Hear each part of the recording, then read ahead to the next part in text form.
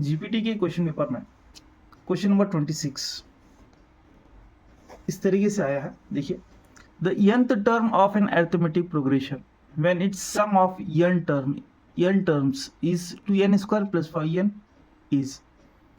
Option 1 2 3 4 दिया गया है। तो चलिए इसको किस तरीके से सॉल्व करते हैं देखेंगे। तो सबसे पहले देखिए, यहाँ पे Sn की वैल्यू दी गई, मतलब पहले n अरकान का मजमूआ यहाँ पे दिया गया। So sum of the first n terms दिया गया, Sn की वैल्यू यहाँ पे दी गई है। तो यहाँ पे पूछ रहा है an की वैल्यू क्या होती है। Sn इतना है तो इसका an क्या होगा। तो इसके लिए हम फार्मूला का इस्तेमाल करेंगे। तो फार्मूला यहाँ पे पहले लिख देता हूँ। देखिए, यहाँ पे हम ये फार्मूले का इस्तेमाल करेंगे, an is equal to Sn minus Sn minus 1। ये फार्मूला हम इस यूज करेंगे, an is equal to Sn minus Sn minus 1। इस फार्मूला का इस्तेमाल करते हुए हम an की वैल्यू निकालेंगे। तो सबसे पहले यहाँ पे Sn की वैल्यू यहाँ पे दी गई। अब क्या मालूम कर रहे हैं, Sn माइनस 1 मालूम करना। तो इसके लिए हम 2-3 तरीके इस्तेमाल करेंगे।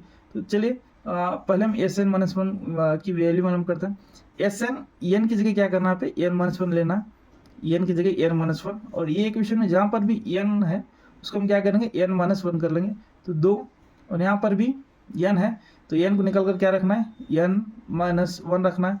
फिर यहाँ पे पावर 2 है तो पावर 2 रखना है, प्लस 5 यहाँ पे n है तो यहाँ पे n की जगह क्या कर रहा है, n माइनस 1 रखना है।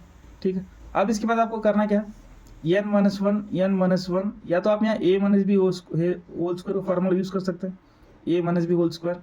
या तो फिर आप क्या कर सकते हैं, n माइनस 1 ऐसे कॉमन भी ले सकते हैं, एज विश आप जैसे चाहे वैसे कर सकते हैं। तो यहाँ पे मैं क्या करूँगा, n माइनस 1 कॉमन लूँगा यहाँ पे। तो यहाँ पे क्या बचता है देखिए, तो यहाँ पे 2 है, 2 का 2 बचता है।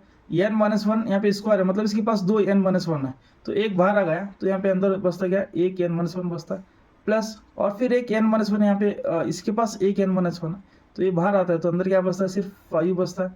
क्यों, क्योंकि यहाँ पे n माइनस 1 को हम कॉमन लिए हैं। तो अब यहाँ पे देखिए क्या होता है, n माइनस 1 इस तरीके से हो जाता है। फिर यहाँ पे इसको आप सिंप्लीफाई कर लेंगे तो 2 से पहले मल्टीप्लाई करना है, 2n होता है, माइनस 2 1 2 होता है, प्लस 5 होता है। और फिर हम क्या करेंगे इसको, n माइनस 1, फिर इसको सिंप्लीफाई करेंगे, 2n जमा 3 हो जाता है। ठीक है, अभी दोनों ब्रैकेट को हम क्या करेंगे, ओपन कर लेंगे। तो पहले हम ये n से इसको पूरे को मल्टीप्लाई कर लेंगे। तो n से और 2n को मल्टीप्लाई किए तो 2n स्क्वायर होता है, प्लस 3n होता है, n इंटू 3n। फिर हम क्या करेंगे, माइनस 1 से इसको मल्टीप्लाई कर लेंगे, माइनस 2n होता है, माइनस इंटू प्लस माइनस 3 1 सा 3 भी होता है। अब यहाँ पे जो वैल्यू निकल करके आती है देखिए किसकी है, n माइनस 1 की वैल्यू है यहाँ पे। तो इसकी जो कीमत होती है 2n स्क्वायर, और यहाँ पे जमा 3n है और यहाँ पे माइनस 2n है। तो यहाँ पे क्या बचता है, n, और फिर यहाँ पे माइनस 3 बचता है। ये हो गई हमारी किसकी वैल्यू, Sn माइनस 1 की वैल्यू हो गई। आप चाहे तो यहाँ पे a minus B whole square का फार्मूला भी इस्तेमाल कर सकते हैं, एज ए विश आप जैसे चाहे वैसा करें। तो Sn की वैल्यू इतनी आएगी। अब फिर बाद में आपको क्या करना है, ये फार्मूले में पुट करना है। फार्मूला हमारा क्या है, an is equal to Sn minus Sn minus 1, ये फार्मूला है। तो सबसे पहले देखिए Sn की वैल्यू यहाँ पे दी गई है, स्टार्टिंग में वही जो आपको बताया था, ये Sn की वैल्यू यहाँ पे दी गई है, 2n स्क्वायर जमा 5n। तो उसको लिखेंगे 2n स्क्वायर जमा 5n लिखेंगे। फिर इसमें से क्या करना है, माइनस करना है, कौन सी वैल्यू को, ये वैल्यू को माइनस करना है। तो 2, इसके लिए हम ब्रैकेट लेंगे, 2n स्क्वायर जमा n माइनस 3, इस तरीके से। फिर हम क्या करना है, दोनों को माइनस कर देना है। तो सबसे पहले हम माइनस से पूरे ब्रैकेट को मल्टीप्लाई कर लेंगे, तो माइनस 2n स्क्वायर होता है। और जहाँ जहाँ पर प्लस है वहाँ पे माइनस होता है, जहाँ पे माइनस है वहाँ पे प्लस हो जाता है। देखिए ये प्लस है तो ये माइनस होता है, ये भी प्लस है तो ये भी क्या होता है, माइनस होता है। और ये माइनस इंटू माइनस प्लस, ये माइनस है तो प्लस हो जाता है।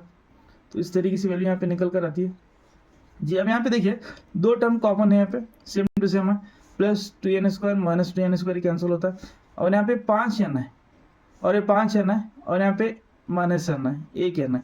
5n में से अगर n को निकालेंगे तो कितना बचता है, 4n जमा 3 बचता है। तो ये होता है मेरा an की वैल्यू। तो an की वैल्यू जो है 4n प्लस 3 होती है, यही हमारा ऑप्शन है। अगर ऑप्शन को देखेंगे तो ऑप्शन नंबर 3 वहाँ पे यही वैल्यू दे रहा है, यही कीमत दे रहा है, यही जवाब दे रहा है। तो ऑप्शन नंबर 3 बिल्कुल हमारा दुरुस्त ऑप्शन है और बिल्कुल सही ऑप्शन है। तो लिहाजा यहाँ पे बात ये बतानी थी कि ये जो प्रॉब्लमेटिक है इस फार्मूले की बुनियाद पर इसको बनाया गया है। या तो फिर आपको A1 A2 लेकर भी इसको सॉल्व कर सकते हैं। इसको सॉल्व करने के बहुत सारे तरीके हैं, तो मैं समझता हूँ ये फार्मूले से हम इसको सॉल्व करेंगे। और यहाँ पे इतना मैं सिंप्लीफाई इतना लेंदी किया हूँ, अगर आपका सिंप्लीफिकेशन अच्छा है तो और आप इसको क्या करते हैं, फास्ट करके सिंप्लीफिकेशन को और भी थोड़ा रिड्यूस कर सकते हैं और स्टेप्स को कम कर सकते हैं। मैं ये स्टेप बाय स्टेप इसलिए बताया हूँ कि कहाँ पर भी एक स्टेप भी आपको चुकना नहीं है और कहाँ पर भी आपको डाउट नहीं आना है कि किस तरीके से आया है, इसीलिए मैं इतना लंबा इसको किया हूँ। अगर आपको और भी थोड़ा शॉर्ट होना है तो और भी आप क्या करेंगे, इसको स्टेप्स को रिड्यूस कर देंगे। तो ये था हमारा क्वेश्चन नंबर 26 जो जीपीटी के क्वेश्चन पेपर में आया है। तो अब क्या करेंगे, 27 के क्वेश्चन को हम देखेंगे अगले वीडियो में।